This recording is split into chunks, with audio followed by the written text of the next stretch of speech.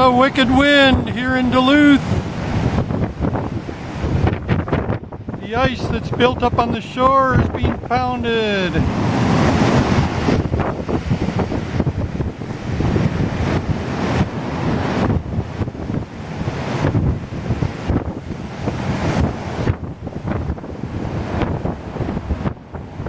Some of the biggest waves ever will be coming in later today.